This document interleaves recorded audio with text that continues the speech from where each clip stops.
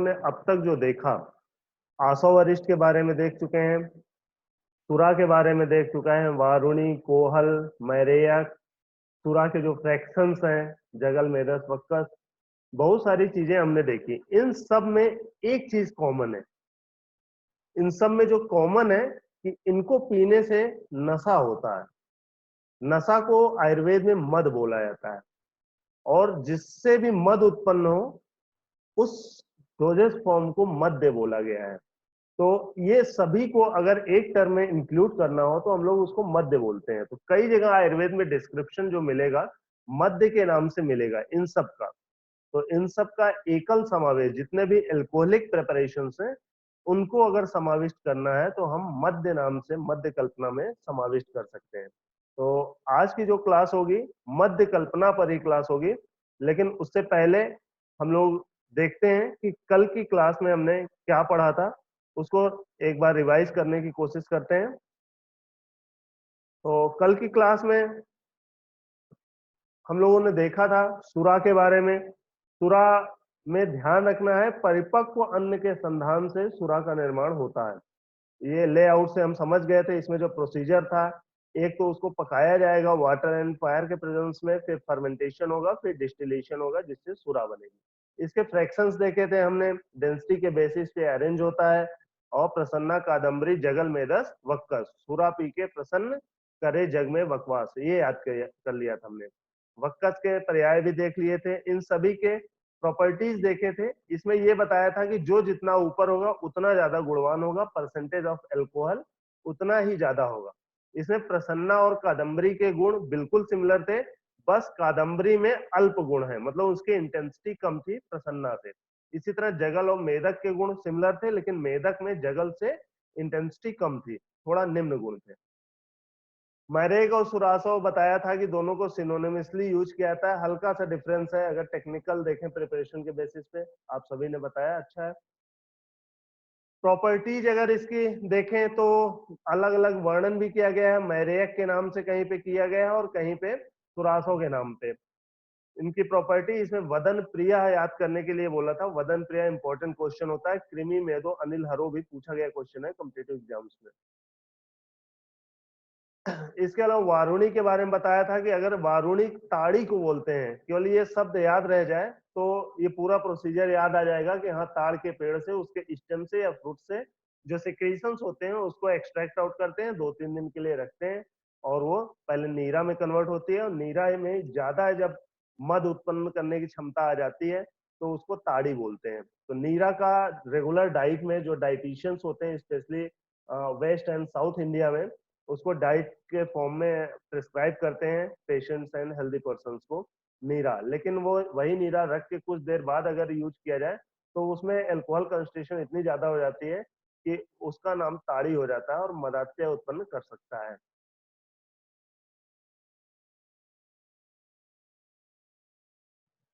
इसको वरुण यंत्र से निकालते हैं, वारुणी यंत्र से, इसलिए इसका नाम वारुणी रखा गया था। इसके बाद वारुणी की प्रॉपर्टीज हमने देखा था। मैंने कहा था कि सुरा के समान ही वारुणी की प्रॉपर्टी बताइए, लघ्वी पीनस आधमान सूलनुत, ये कोटेशन पूछा जाता है, लघ्वी पीनस आधमान सूलनुत किसके लिए है? ऑप्शन सुरा होगा, वारुणी होगा, मैरेयक होगा, कोहल होगा, तो आंसर लगेगा इसमें वारुणी। अगर सुरा और वारुणी दोनों ऑप्शन है तो बोथ लग जाएगा, ये चीज हमें ध्यान रखना है। सीधू के बारे में देखा था, जो गन्ने के रस के संधान से बनता है, अगर पका के बन रहा है तो पक्व रस सीधू, बिना पकाए बन रहा है तो अपक्व रस सीधू कहते हैं। कोहल में यव या गोधूम का सत्तू बनाते हैं, उस सत्तू का फर्मेंटेशन करके जो मद्य बनाया जाता है उसके लिए कोहल या कोहलिका या मधुलक शब्द यूज किए थे। इसमें भी वदन प्रिय होता है, त्रिदोषकर होता है, त्रिदोष का उत्पन्न करने वाला होता है, बढ़ाने वाला होता है, ये त्रिदोष नाशक नहीं है, ध्यान रहे। तो इतना हमने कल की क्लास में कवर किया था। आज की क्लास में हम देखेंगे कि इन सभी को अगर एक में समाविष्ट करना है तो हम मध्य के अंतर्गत समाविष्ट कर सकते हैं, और वो मध्य कल्पना क्या है उसके बारे में अगर देखें। उससे पहले कल कुछ लोगों ने बोला था कि आपने बुक शेयर नहीं की, पढ़ा तो दिया लेकिन बुक के बारे में नहीं दिखाया, बुक में कहाँ पे लिखा हुआ है। तो कल की जो क्लास थी वो बुक के ये पेज है 240 to 244 में, इस तरह से सुरा के गुण लिखे हुए हैं, सब कुछ पढ़ा दिया था, इसलिए इसको दिखाने की जरूरत नहीं थी। फिर भी एक बार सुरा के भेद, फ्रैक्शंस, प्रसन्ना के गुण, कादम्बरी के गुण, मेदक के गुण, वक्तस के गुण, मरेक के गुण, सारे गुण वही लिखे हैं जो पढ़ाया हुआ था। सुरासों के बारे में, सुरासों की प्रॉपर्टी, वारुणी, ताड़ी या नीरा के बारे में, उसके गुण, सीधु, पक्वरस सीधु और अपक्वरस सीधु। तो ये बुक में लिखा हुआ है जो कल हम लोगों ने पढ़ा था वो। अब आज की क्लास स्टार्ट करते हैं मध्य कल्पना से।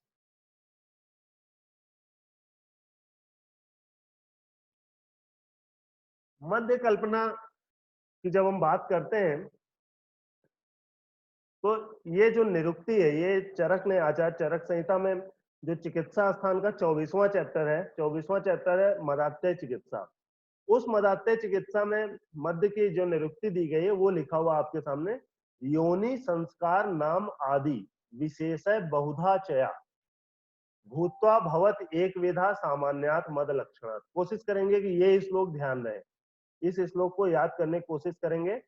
इसमें मध्य का की निरुक्ति है, तो इस चैप्टर से कोई भी क्वेश्चन आ जाए तो एग्जाम में ये वाला श्लोक लिखा जा सकता है, इसलिए इस श्लोक को याद कर लेना चाहिए कि मध्य की निरुक्ति क्या है। योनि संस्कार नाम, तीन चीजें हैं। योनि मतलब ओरिजिन, संस्कार अलग अलग संस्कार हैं, कहीं पे अग्नि का संस्कार हो रहा है, कहीं जल का संस्कार हो रहा है, कहीं नहीं हो रहा है।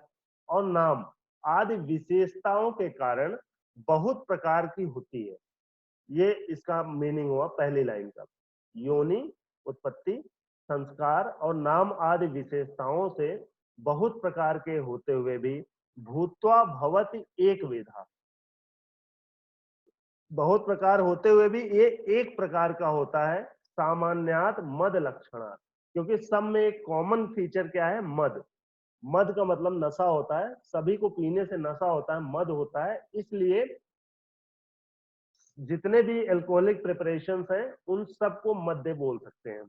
ये इसका मीनिंग हुआ, तो इसको अच्छे से ध्यान रखेंगे, इस श्लोक को याद करने की कोशिश करेंगे। तीन टर्म याद रखना है, योनि, संस्कार और नाम।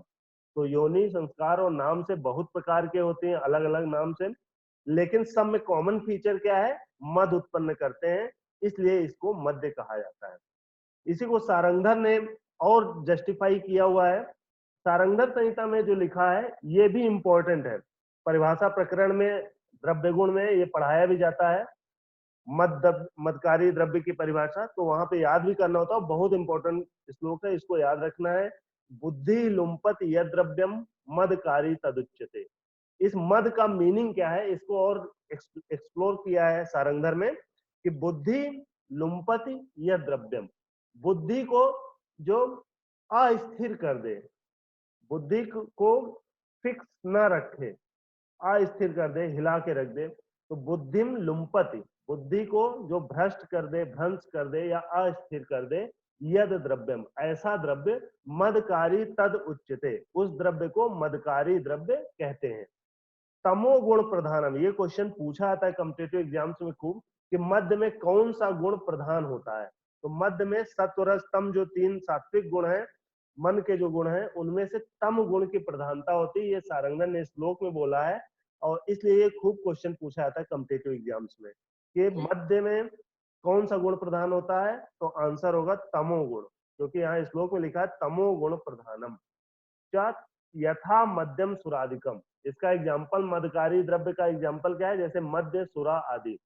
तो इन ये सभी जितने अल्कोहलिक प्रिपरेशंस हैं सब में एक कॉमन फीचर है, ये मदकारी होते हैं। और मदकारी का मतलब सारंगधर ने बता दिया कि बुद्धि लुम्पति द्रव्य, जो बुद्धि को भ्रंश कर दे, बुद्धि को अस्थिर कर दे।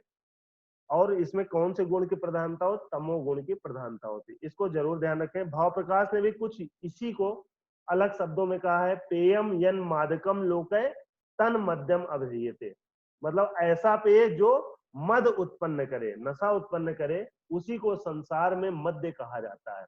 यथा एग्जाम्पल उसके बाद दिया, अरिष्ट, सुरा, सीधु, आसव, अनेकधा, ऐसे बहुत सारे हैं, इन सभी को मध्य कहा गया है जो भी मद उत्पन्न करे।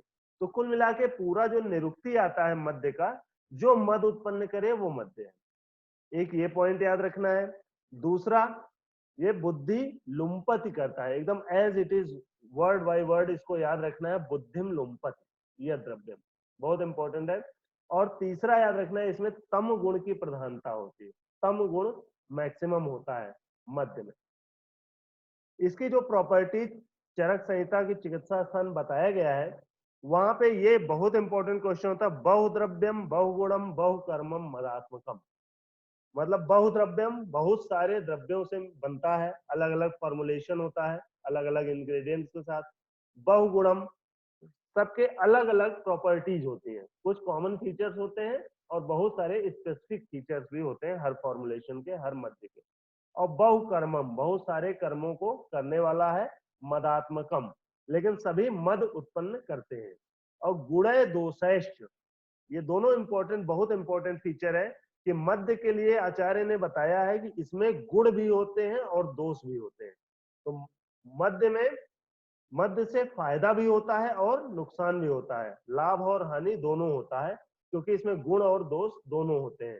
तन मध्यम उभयम च उपलक्षते, उस मध्य में दोनों ही दिखाई पड़ते हैं, मतलब गुण भी दिखाई देता है और दोष भी।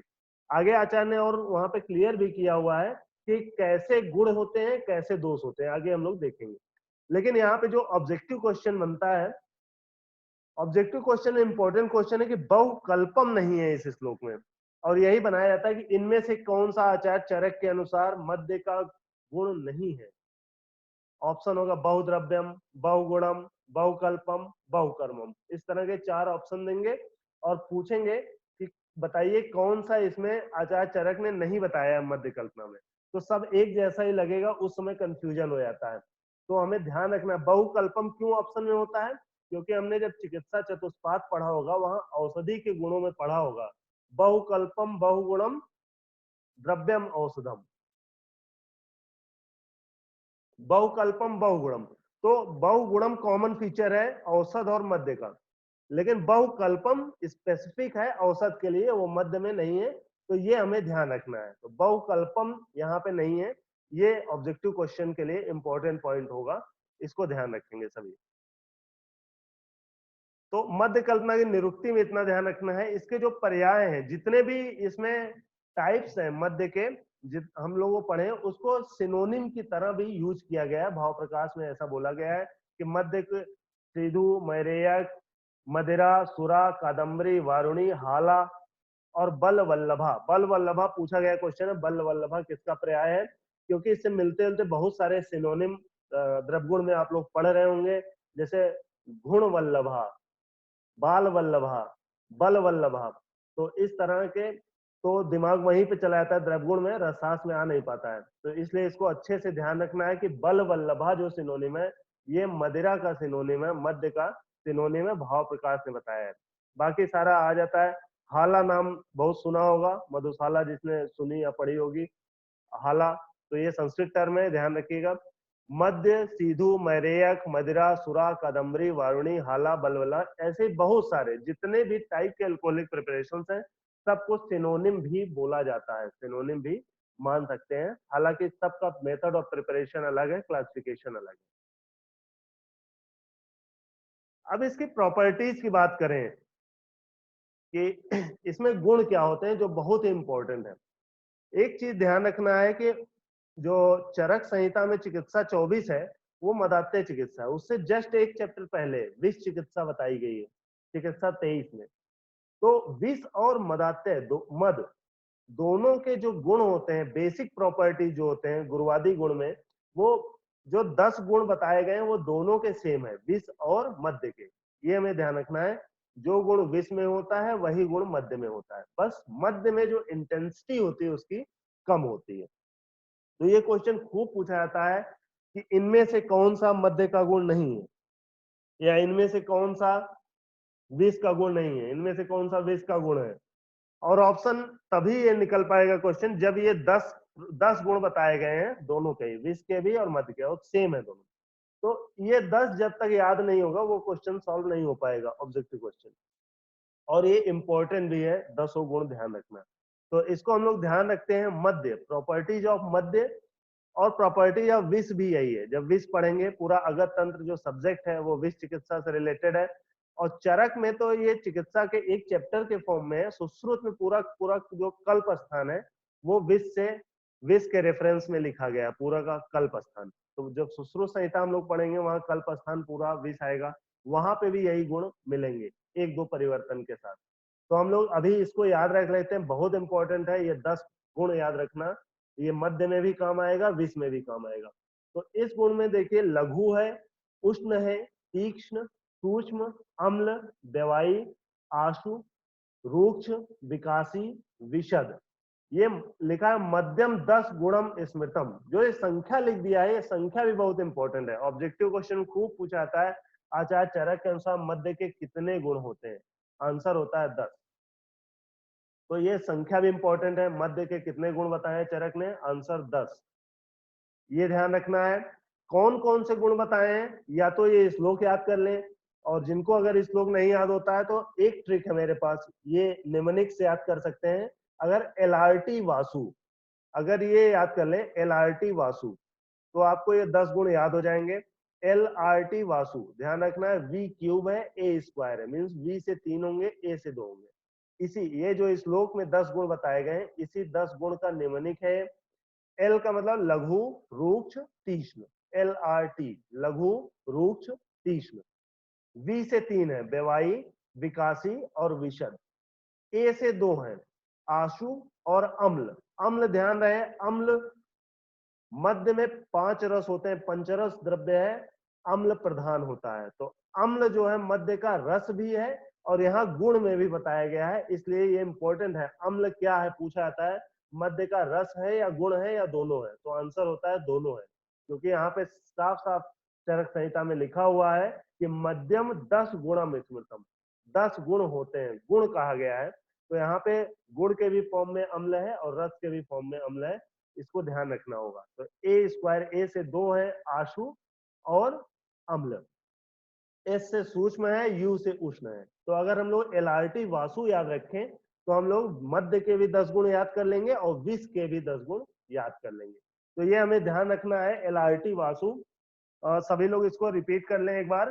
L का मतलब है लघु, R का मतलब है रूक्ष, T का मतलब है तीक्ष्ण, V क्यूब का मतलब है दवाई, विकासी, विशद, A स्क्वायर का मतलब है आशु और दूसरा A है अम्ल, S का मतलब है सूक्ष्म, U का मतलब है उष्ण। तो ये 10 गुण हमें ध्यान रखने हैं। और एक बात, ये 10 के 10 गुण हम लोग फर्स्ट ईयर में ओज का लक्षण पढ़े होंगे, ओज के गुण। जो ओज के गुण पढ़े हैं, अगर फर्स्ट ईयर नहीं पढ़ा होगा तो चरक ने चिकित्सा 24 में इसी चैप्टर में ओज के भी 10 गुण बताए हैं। वहां पे श्लोक आता है, जिनको ध्यान होगा फर्स्ट ईयर में पढ़ा होगा, गुरु शीतम मृदु लक्षणम बलम मधुरम स्थिरम प्रसन्नम पिच्छलम स्निग्धम ओजो 10 गुण स्मृतम। अगर ये श्लोक याद है तो ठीक है, अगर नहीं याद है तो इन्हीं 10 गुण का उल्टा होता है, इन्हीं 10 गुणों का जस्ट अपोजिट होता है ओज। तो विष और मध्य दोनों का जो मोड ऑफ एक्शन है, आयुर्वेदिक मैकेनिज्म जो है काम करने की, वो दोनों ओज पर प्रभावी होते हैं। और हम जानते हैं कि जो ओज होता है उसका स्थान हृदय होता है, ओज का स्थान हृदय होता है। ओज में भी 2 प्रकार का पढ़ा होगा, पर ओज, अपर ओज। तो उसमें जो पर ओज होता है, अष्ट बिंदु जो होते हैं, 8 बिंदु जो जीवन के लिए उत्तरदायी होते हैं, मस्ट होते हैं, वो वाले हृदय में होते हैं। बाकी जो अर्धांजलि ओज होता है वो सर्व शरीरगत है। तो ओज का मुख्य स्थान जो हृदय है, ये मध्य का जो मोड ऑफ एक्शन है, ये भी हम देखेंगे कि धमनियों, ओज पहले हृदय में जाता है मध्य, क्योंकि ये लघु है, सूक्ष्म है। लघु और सूक्ष्म और बेवाई गुण के कारण ये सबसे पहले जठराग्नि से बहुत तेजी से क्रिया करता है और तेजी से क्रिया करके फिर हृदय में पहुंचता है। और हृदय से धमनियों के द्वारा जो इंद्रियां हैं और चेतना है, चेतना मतलब मन यहाँ पे लेंगे, मन और इंद्रियां जो एकादश इंद्रियां हैं उन पर ये प्रभावी होता है, उनमें जाकर क्षोभ उत्पन्न करता है, जिसके कारण जो मदात्य के सिम्टम्स आते हैं। तो मध्य का जब मोड ऑफ एक्शन पढ़ते हैं तो वहां पे भी यही बताया गया कि जो हृदय में ओज अधिष्ठित होता है, उस ओज को जाकर के ये क्षति पहुंचाता है, जिसके कारण ये इसके एक्शंस जो है विजिबल होते हैं। तो हमें ये बिल्कुल ध्यान रखना है, मध्य में कितने गुण होते हैं, 10 होते हैं। विष में कितने गुण होते हैं, 10 होते हैं। कौन कौन से होते हैं, LRT वासु होते हैं। और ओज के 10 गुणों के विपरीत होते हैं। और ये इंद्रियों को और मन को, चेतना को क्षोभ उत्पन्न करते हैं हृदय में पहुंचकर। तो ये हमें ध्यान रखना है इसके मोड ऑफ एक्शन में। आगे एक श्लोक भी आएगा इससे रिलेटेड। इसके अलावा जो प्रॉपर्टीज बताई गई यहाँ पे इस श्लोक में बहुत सारे गुण आप देख सकते हो, चरक और सुश्रुत और भाव प्रकाश के रेफरेंस से लिखे गए हैं। इन सभी में जो अंडरलाइन पार्ट है वो तो कम से कम मस्ट है कि आपको पता ही होना चाहिए, क्योंकि इसमें नवीन और पुरातन मध्य का अलग अलग डिस्क्रिप्शन चरक ने सूत्र स्थान 27 में कहा हुआ है। अन्नपान विधि जहां बताया है वहां पे प्रायुषो अभिनवम मध्यम लिखा है। प्रायः जो नया मध्य होता है, नया नया बना हुआ है, वो गुरु दोष समेरणम गुरु होता है, और दोष समेरणम का मतलब वात को बढ़ाने वाला होता है। ध्यान रहे वात को बढ़ाने वाला होता है लिखा हुआ चरक में, जबकि आपकी किताब में त्रिदोष कारक लिखा हुआ है, लेकिन यहाँ श्लोक में समीर का मतलब वात होता है। स्रोतसाम शोधनम, ये बहुत इंपॉर्टेंट फीचर है। स्रोतो शोधन का कार्य करता है, मीन्स जितने भी चैनल्स होते हैं, माइक्रो चैनल्स, मैक्रो चैनल्स, उनमें बहुत तेजी से प्रवेश करता है सूक्ष्म गुण के कारण, सूक्ष्म और व्यवहारिक विकासी गुण के कारण स्रोतों में बहुत तेजी से फैलता है। और मॉडर्न पॉइंट ऑफ व्यू से भी अगर देखें तो डायरेक्ट एब्जॉर्प्शन इसका स्टमक से सबसे ज्यादा होता है, अल्कोहल का एब्जॉर्प्शन। ये भी इस बात की पुष्टि करता है जो स्रोतसाम शोधनम लिखा है। जीर्ण मध्य के लिए कहा गया है, मतलब जो पुरानी हो जाती है मध्य, वो दीपनम लघु रोचनम है, मतलब दीपन करेगी, लघु होती है और रुचि कारक है, रुचि को बढ़ाती है। और जो जीर्ण मध्य है उसको हमें ध्यान रखना होगा, स्रोतसाम शोधनम भी उसी के लिए है। तो अभिनव मध्य इसीलिए जो आसव वरिष्ठ कहा गया था, बताया गया था जितने पुराने हो उतना अच्छा है। इसीलिए क्योंकि जीर्ण में गुण है, देखिए आप प्रॉपर्टी स्रोतों का शोधन भी कर रहा है, दीपन भी है, लघु भी है और रोचन भी है। जबकि जो नया मध्य, नवीन मध्य है, वो गुरु भी है, वात कारक भी है, वात को भी बढ़ा रहा है और गुरु तो है ही है।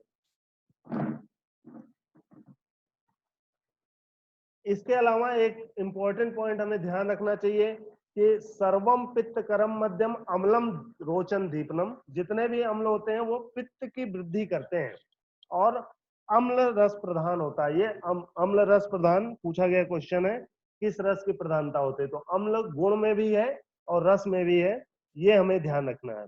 जो पुराना मध्य होता है उसके लिए कहा गया पित्त कारक है, कफवात नाशक है, दीपक है, हृदय है, बस्ती शोधक है, इंद्रिय बोधक है। इस तरह की बहुत सारी प्रॉपर्टीज बताई गई है। तो मोटा मोटा हमें ये ध्यान रखना है इसकी प्रॉपर्टीज में।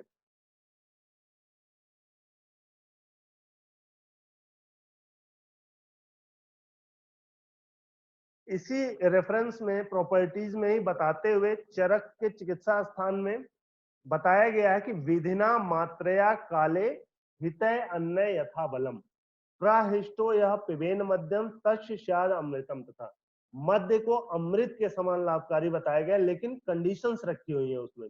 कंडीशन क्या है? विधिना मतलब विधि पूर्वक प्रयोग किया गया हो, जो रूल्स है उसको फॉलो किया गया हो। दूसरा मात्रा, मात्रा पूर्वक लिया गया हो, जो प्रिस्क्राइब डोज है उतनी ही डोज ली जाए।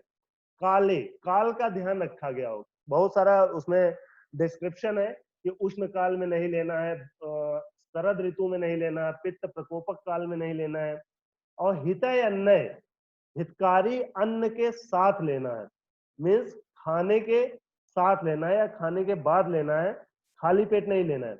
हितय अन्न, हितकारी अन्न के साथ ही लेना है, यथा बलम और बल के अनुसार लेना है, प्रहिष्टो मतलब प्रसन्नता पूर्वक लेना है। ऐसी कंडीशंस में अगर मद्यपान किया जाए, पिबेन मध्यम तस्य शायद अमृतम यथा, तो वह अमृत के समान लाभकारी होता है, ऐसा आचार्य चरक ने कहा है।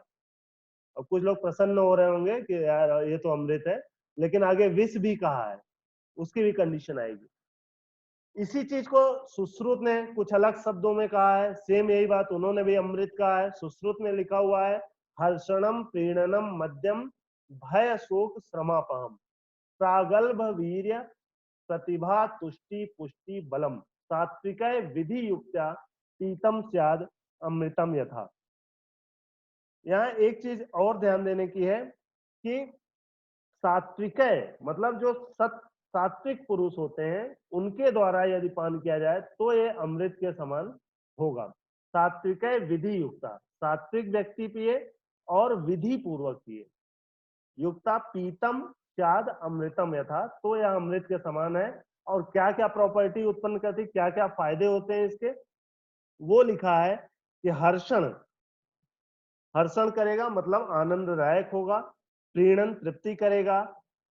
भय शोक श्रमापहम, भय और शोक और श्रम को समाप्त करेगा। प्रागल्भ वीर्य, जो प्रगल्भ प्रगल्भता उत्पन्न करेगा। प्रगल्भता मतलब वीर को बढ़ाने वाला, पोटेंसी को बढ़ाने वाला बोला है। कब, जब सात्विक और विधि पूर्वक प्रयोग किया जाए। प्रतिभा तुष्टि पुष्टि बल को प्रदान करने वाला है। तो इस तरह से इसकी और बहुत सारे, जब चरक संहिता का वो चिकित्सा स्थान पढ़ेंगे 24वां चैप्टर, तो वहां पे बहुत सारा डिस्क्रिप्शन ऐसा मिलेगा कि इसकी बहुत तारीफ की गई है अगर विधि पूर्वक पान किया जाए तब। लेकिन इसका विरोध भी किया गया है। मद्य के दोष भी बताए गए हैं। जैसा वहां अमृत के समान बोला कि अगर विधि पूर्वक पान करें तो अमृत के समान है, उसी तरह बोला कि अगर अविधि पूर्वक पान करें तो क्या होगा। यथोपेतम पुनर्मध्यम प्रसंगादेन पीयते रूक्ष व्यायाम नित्येन विषवद याति तस्य तत्।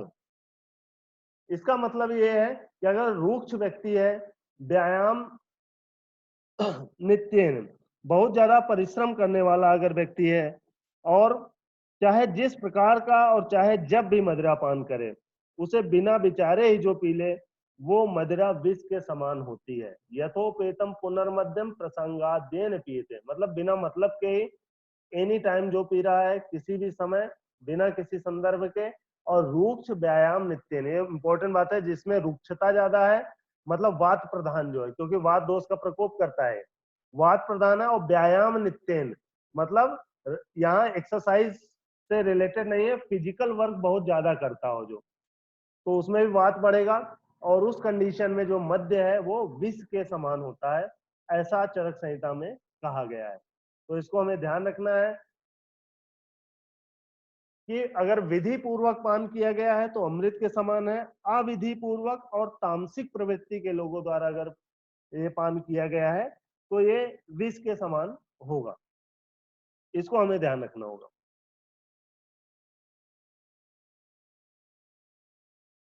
इसके अलावा आचार्य सुश्रुत ने भी यही कहा है कि सांद्रम विदाही दुर्गंधम विरशम कृमिलम गुरु आहृदयम तरुणम तीक्ष्णम उष्णम दुर्भाजन स्थितम अल्प औषधम पर्युषितम अक्षम पिच्छिलम चयत तद वर्ज्यम सर्वथा मध्यम किंचित शेष च यद भवेत। तो ये सब मध्य वर्ज्य हैं। ये उसके दोष हैं कि ये अगर दोष हैं, ज्यादा सांद्र है, कंसंट्रेटेड ज्यादा है, विदाही है, दुर्गंध आ रही है, उसका टेस्ट खराब है। वीरसम, वीरसम मतलब रस विकृत है। कृमिलम, उसमें कीड़े हैं, कृमि है, उत्पन्न है। गुरु है। आहृदय मतलब हृदय के लिए प्रिय नहीं है। तरुणम मतलब नई ताजी बनी हुई है। तीक्ष्णम तीक्ष्ण हो, उष्ण हो, दुर्भाजन स्थितम साफ सुथरे पात्र में न रखी हुई हो। अल्प औषधम कम औषधियों से निर्मित हो। पर्युषितम, ये इंपॉर्टेंट पॉइंट है, पर्युषितम का मतलब बासी होता है, पुराना नहीं होता है। पुराना और बासी में थोड़ा डिफरेंस है, तो पर्युषितम नहीं यूज करना है। अच्छम पिच्छिलम चा, पिच्छिल अगर है तो ये सारे मध्य वर्जित हैं, ये सब मध्य के दोष हैं, तो इसको हमें ध्यान रखना होगा। इसी तरह अति मद्यपान के दुष्प्रभाव भी बताए हैं। यहाँ सुश्रुत का रेफरेंस लिखा है, चरक का इसलिए नहीं लिखा क्योंकि चरक ने चिकित्सा स्थान पूरा का पूरा चैप्टर ही लिखा हुआ है मदात्य के। अत्यधिक मद्यपान अगर कर लिए तो क्या होगा, उसकी अवस्थाएं भी बताई हैं, अलग अलग अवस्थाओं के लक्षण भी बताए हैं, उनकी चिकित्सा भी बताई है, तो वो सब आप लोग चरक संहिता में देखेंगे। तो यहाँ पे सुश्रुत के रेफरेंस से केवल बताया गया है कि अति मद्यपान के दुष्प्रभाव क्या क्या हो सकते हैं। तो अशौच, निद्रा, मात्सर्य, अगम्य गमन, लोलता, असत्य भाषण चापे कुर्यादि तामसे मदे। यदि तामसिक व्यक्ति तामसिक प्रवृत्ति से मद्यपान करता है तो ये काम करता है, और ये सारे ही काम जो क्रिमिनल ओरिएंटेड है आज के टाइम में, आज के सोसाइटी में भी इक्वली रिलेवेंट है। अशौच, अशौच का मतलब है अपवित्र कार्य करना, जो मोरली फिजिकली अनइथिकल होते हैं, अनइथिकल काम करना। निद्रा, ज्यादा सोना। मात्सर्य, मात्सर्य का मतलब होता है ईर्ष्या रखना, दूसरों से जलन रखना, मात्सर्य बढ़ता है। आगम्य गमन, आगम्य गमन को हम लोग रेप से कोरिलेट कर सकते हैं। और लोलता, लालच, असत्य भाषण, झूठ बोलना, ये सारी जो तामसिक प्रवृत्तियां हैं ये बढ़ जाती हैं मद्यपान के अति होने पर। अति मद्यपान का दुष्प्रभाव है। इसी को डल्लर ने और भी 5 लिमिटेड कर दिया है कि मनुष्य मारणम, मारणम मतलब हत्या, मर्डर कर सकता है। स्तेयम, चोरी कर सकता है। परदाराभिहर्षणम, परदाराभिगमन कर सकता है। पारुष्यम अनृतं चैव, पारुष्य मतलब कठोर वचन, और अनृत मतलब झूठे वचन, तो झूठ भी बोल सकता है। और कठोर मतलब किसी के सामने कुछ भी बोल सकता है, कड़वा, कितना भी कड़वा बोल सकता है। साहसम पंचधा स्मृतम, ये 5 जो है कैरेक्टर्स उसमें आ जाते हैं अति मद्यपान में, ऐसा डल्लर ने एक्सप्लेन किया हुआ है। तो इसको हम लोग ध्यान रखेंगे, ये हेडिंग्स कभी कभी पूछ लिया जाता है एग्जाम में। मद्य का शरीर पे कार्यकारी प्रभाव अगर देखें, जो अभी एक्सप्लेन किया था मैंने थोड़ी देर पहले, लगभग वही है। मध्य में तस्य अनेक प्रकारस्य मद्यस्य रस वीर्यता सौक्ष्म्याद उष्ण्यात तक्षणात विकासित्वात् वहिन्या, सूक्ष्म उष्ण तीक्ष्ण और विकासी गुण के कारण ये जठराग्नि से बहुत तेजी से क्रिया करता है। इसका मतलब ये हुआ, इसका मोड ऑफ एक्शन बताने की कोशिश कर रहे हैं मध्य का। फिर समेत हृदय प्राप्त, और ये सीधा हृदय में जाता है। ये मॉडर्न में भी एक्सप्लेन करें अगर, तो ये फास्ट एब्जॉर्प्शन डायरेक्ट स्टमक से ही होता है, और एब्जॉर्ब होने के बाद जो वेनस ब्लड होता है वो सीधा हार्ट में जाता है।